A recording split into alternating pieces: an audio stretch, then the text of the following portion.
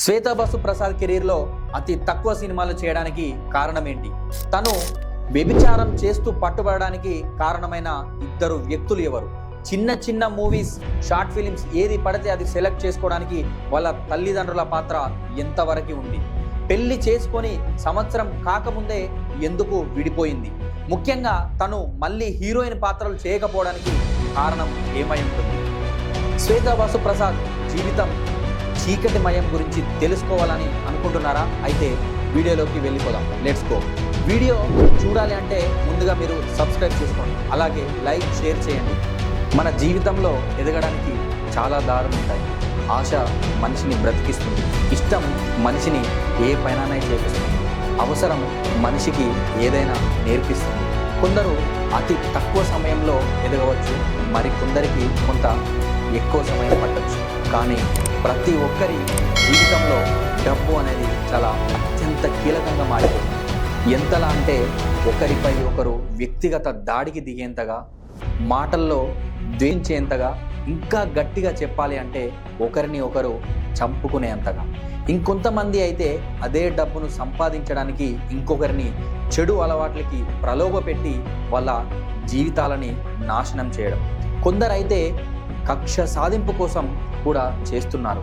ఇప్పుడు మనం మాట్లాడుకునే ఈ హీరోయిన్ జీవితంలో కూడా అదే జరిగింది. ఆమె పక్కనే ఉండి ఆమె జీవితం నాశనం కోరుకొని గాలి మాటలు చెప్పి అసలు చూపించి చివరికి వాళ్ళు అనుకున్నదే చేసి ఆమె జీవితాన్ని నాశనం చేశారు. ఆమె ఎవరో కాదు, కొత్త బంగారు లోకంతో యూత్లో చాలా మంచి క్రేజ్ని సంపాదించిన హీరోయిన్ శ్వేతా బసు ప్రసాద్ గారు.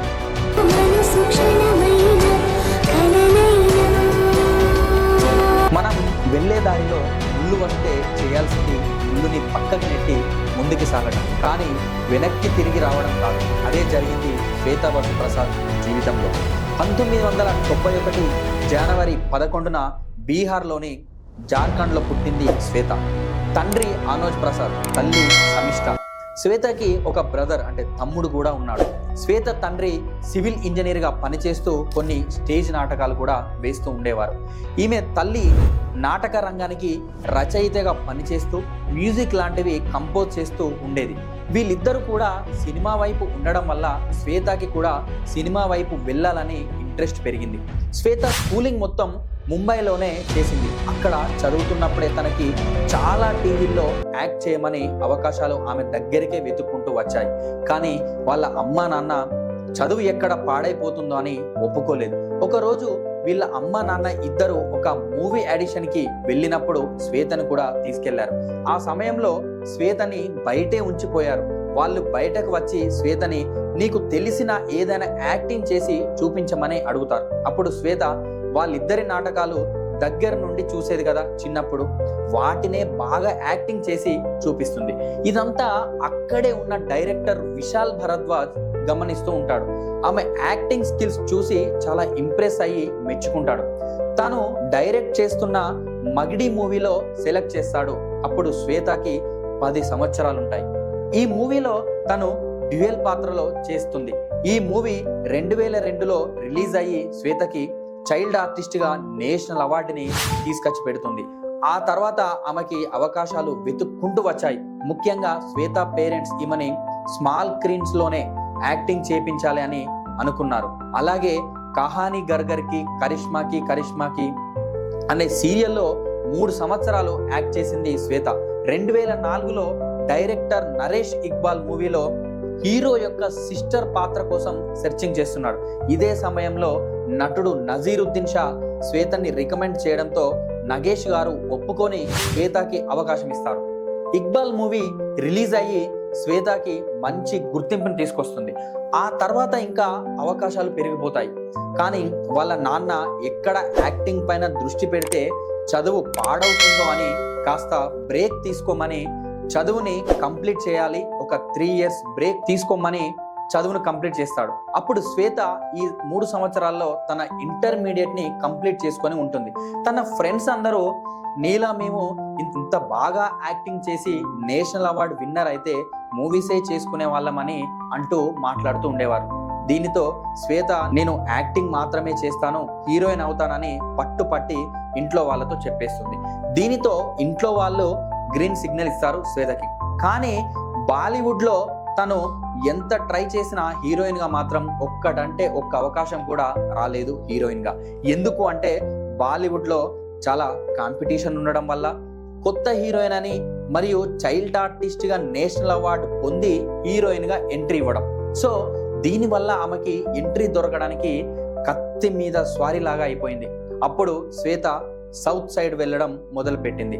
సౌత్కి సంబంధించిన ఒక ఆర్టిస్ట్ కోఆర్డినేటర్ని కలిసి తన ఫొటోస్ని మూవీస్ అవకాశాల కోసం పంపింది. ఇది జరిగిన ఒక వారం తర్వాతకి అతని నుండి ఫోన్ వచ్చింది. మీరు తెలుగు డైరెక్టర్ అయిన శ్రీకాంత్ అడ్డాల గారికి బాగా నచ్చారు, ఆడిషన్స్కి హైదరాబాద్ వెళ్ళాలి అని. శ్వేత నెక్స్ట్ డేనే ఆడిషన్కి వెళ్ళి కొత్త బంగారు లోకం మూవీలో హీరోయిన్గా సెలెక్ట్ అవుతుంది. ఈ మూవీ 2008లో రిలీజ్ అయ్యి శ్వేతకి యూత్లో మంచి క్రేజ్ని తీసుకొస్తుంది. ఒకే ఒక్క సినిమాతో ఓవర్ నైట్ స్టార్ అవుతుంది శ్వేత. కానీ ఈ మూవీ నుండి వచ్చిన సక్సెస్ని శ్వేత కాపాడుకోలేకపోయింది. నెక్స్ట్ మూవీస్ కథలు ఎంచుకోవడంలో తప్పిదాలు చేసింది. 2019లో వచ్చిన రైడ్, 2010లో వచ్చిన కల్వర్ కింగ్, 2012లో నువ్వక్కడుంటే నేనెక్కడుంటా, శివకేశవ్, కాస్కో, తమిళ్లో చందమామ మూవీస్ చేసింది. కానీ వీటిలో ఒక్క మూవీ కూడా హిట్ అవ్వకపోవడంతో ఛాన్సులు తగ్గిపోయాయి. బెంగాల్లో కూడా ఒక మూవీ, కన్నడలో ఒక మూవీ కూడా తీసినా అవి కూడా హిట్ అవ్వకపోవడం, ఏ మూవీ పడితే ఆ మూవీ చేస్తూ బిజీగా ఉన్న ఆమెను B grade, C grade heroine లిస్ట్లో వేసుకున్నారు అభిమానులు, డైరెక్టర్స్. వావ్ అనే మూవీ రాకపోవడంతో శ్వేతా బసు ప్రసాద్ ప్రేక్షకులకి దూరం కావాల్సి వచ్చింది. ఇదే సమయంలో చిన్నప్పటి నుండి తాను తెచ్చుకున్న ఫేత్, పేరు, క్రేజ్, పరువు అంతా ఒక్క రాత్రితో సర్వనాశనం అయిపోయింది.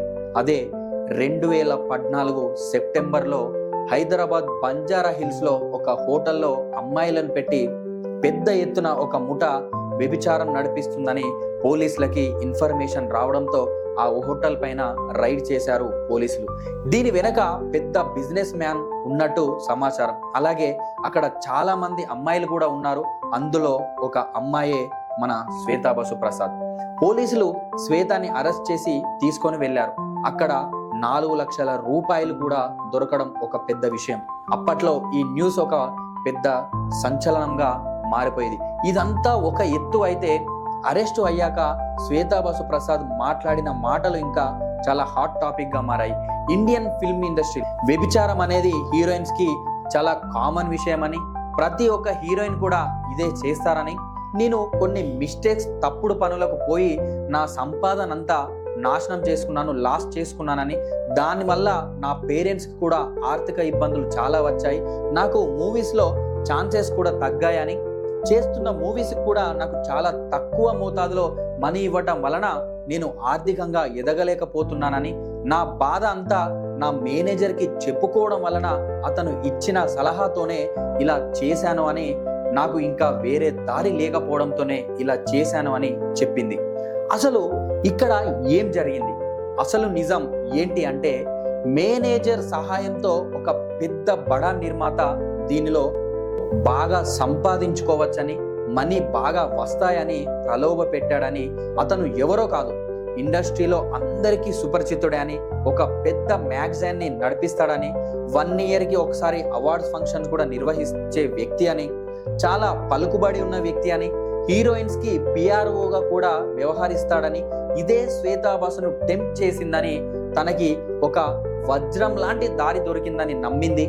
కానీ బంగారం లాంటి జీవితాన్ని నాశనం చేసుకుంది శ్వేత. ఇక్కడ నేను ఒక్కదాన్నే కాదు, చాలా మంది ఫీమేల్ యాక్టర్స్ కూడా ఉన్నారని చెప్పింది శ్వేతా బసు ప్రసాద్. దీనితో శ్వేత నిజాలు బయట పెట్టడంతో తెలుగు ఇండస్ట్రీ దూరం పెట్టేసింది అని, ఒక ఇదే సమయంలో బాలీవుడ్ మాత్రం సింపతి చూపి అక్కున చేర్చుకుంది శ్వేతని.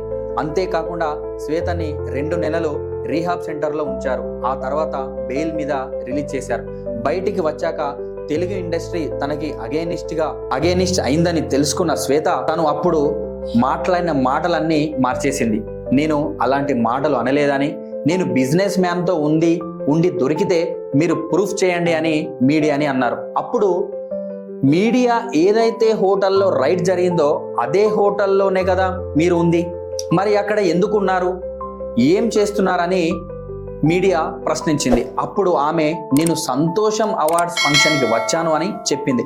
నాకు ఫంక్షన్కి సంబంధించిన మేనేజర్స్ ఇదే హోటల్ బుక్ చేశారని, నాకు మార్నింగే ఫ్లైట్ ఉండే కానీ నేను మిస్ అయ్యాను, అందుకే హోటల్లోనే ఉండిపోవాల్సి వచ్చిందని చెప్పింది.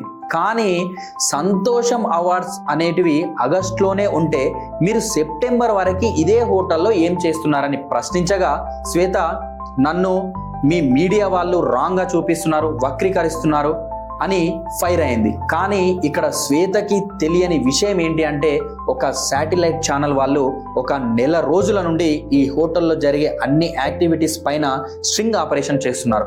వాళ్ళు ఇక్కడ పక్కాగా వ్యభిచారం నడుస్తుందని కన్ఫర్మ్ చేసుకున్నాకే పోలీసులకి ఇన్ఫర్మేషన్ ఇచ్చారు. అక్కడ శ్వేతతో పాటు ఇంకా వేరే ఆర్టిస్టులు, బిజినెస్ మ్యాన్స్ అరెస్ట్ కావడం జరిగింది. కొన్ని రోజులు శ్వేత కోర్టు చుట్టూ తిరిగి ఏ తప్పు చేయలేదని క్లీన్ చిట్ తీసుకున్నా కానీ అప్పటికే తన కెరియర్కి జరగాల్సిన డ్యామేజ్ మొత్తం జరిగిపోయింది. కొద్ది రోజులు ఇంట్లోనే ఉండాలని డిసైడ్ అయిపోయింది శ్వేత. కానీ తన ఫ్యామిలీ, ఫ్రెండ్స్ అందరూ ఆమెని దూరం పెట్టారు. తర్వాత ఒంటరిగా ఒక ఇంట్లో రెంటుకుంటూ మూవీస్లో ఛాన్స్ కోసం, సీరియల్స్లో ఛాన్స్ కోసం ట్రై చేసిన ఫలితం రాలేదు. కొన్ని టీవీ షోస్లో నటించిన ప్రయోజనం కలగలేదు. ఆ తర్వాత హిందీ డైరెక్టర్ అయిన అనురాగ్ కశ్యప్ ఇతన్ని బాలీవుడ్లో లేడీస్ మ్యాన్ అని పిలుస్తారు. ఇతను శ్వేతకి తన దగ్గర అసిస్టెంట్ డైరెక్టర్ అవకాశం ఇచ్చాడు. అలా 1.5 years చేసింది. మళ్ళీ హీరోయిన్గా ప్రయత్నాలు చేస్తూ వచ్చింది శ్వేత. అప్పుడు కరణ్ జోహర్తో మూవీలో హీరో వదినగా అవకాశం ఇచ్చాడు. తర్వాత తన ప్రొడ్యూసర్లో ఒక షార్ట్ ఫిల్మ్ కూడా చేసింది. ఇక దొరికినప్పుడల్లా ఐటమ్ సాంగ్స్కి, చిన్న చిన్న క్యారెక్టర్స్ యాక్టింగ్కి చేయడం స్టార్ట్ చేసింది శ్వేత. ఇదే సమయంలో ఓటీటీ రావడంతో బోల్డ్ క్యారెక్టర్ ఇచ్చి ఎంకరేజ్ చేయడంతో ఆఫర్స్ వెతుక్కుంటూ వచ్చాయి శ్వేతకి. 70mm స్క్రీన్కి గుడ్ బై చెప్పి ఓటీటీలో వెబ్ సిరీస్, సీరియల్స్ చేస్తూ తన కెరియర్ని ముందుకు సాగింది. ఇంతకు ముందు అనురాగ్ కశ్యప్తో అసిస్టెంట్గా పనిచేస్తున్నప్పుడే అక్కడ అసిస్టెంట్గా వర్క్ చేస్తున్న రోహిత్ మిట్టల్ అనే అతను మంచి పరిచయం ఏర్పడి అది కాస్త ప్రేమగా ఏర్పడి వీళ్ళు 4 సంవత్సరాలు లివింగ్ రిలేషన్షిప్లో ఉన్నారు. ఒక రోజు గోవా ట్రిప్కి వెళ్ళినప్పుడు అక్కడ మ్యారేజ్ ప్రపోజల్ చేసింది శ్వేత. అప్పుడు రోహిత్ ఓకే అనడంతో 2018 డిసెంబర్ 13వ రోజు పెళ్లి చేసుకున్నారు. కానీ కొద్ది నెలలకే వీళ్ళకి మనస్పర్ధలు వచ్చి విడిపోయారు. శ్వేత తన కెరీర్ పరంగా అందరితో సన్నిహితంగా ఉండడం రోహిత్కి నచ్చక తరచూ గొడవ పడేవాడు. తన డామినేషన్ నచ్చక అండర్స్టాండింగ్తోనే విడిపోయారు 2019లో. ఇప్పుడు కెరీర్ పరంగా ఓటీటీలో వెబ్ సిరీస్ చేస్తూ సాగుతుంది శ్వేత. తనతో యాక్టింగ్ చేస్తున్న ఫరూక్ అనే వ్యక్తితో డేట్ చేస్తున్నట్టు వార్తలు వినిపిస్తున్నాయి. సో ఫ్రెండ్స్, ఇంత మంచి జీవితంలో శ్వేత బసు చీకటి జీవితాన్ని ఎందుకు ఏర్పరచుకుంది? మరి ఈ వ్యభిచారం కేసులో ఆమెను నిజంగానే ఇరికించారా? తిను జీవితం ఎలాంటి గుణపాఠాలు నేర్చుకుంది? మీ యొక్క అభిప్రాయాన్ని కామెంట్ రూపంలో తెలియజేయండి. ఫ్రెండ్స్, మన మంత్ర 5 న్యూస్ ఉంది, మంత్ర టాక్స్ ఉంది. మంచి మంచి అప్డేట్స్ కోసం మీకోసం ప్రతి ఒక్కరూ సబ్స్క్రైబ్ చేయండి, లైక్ చేయండి, ఇంకా మీ ఫ్రెండ్స్ ఎవరైనా ఉంటే షేర్ చేయండి. Thank you.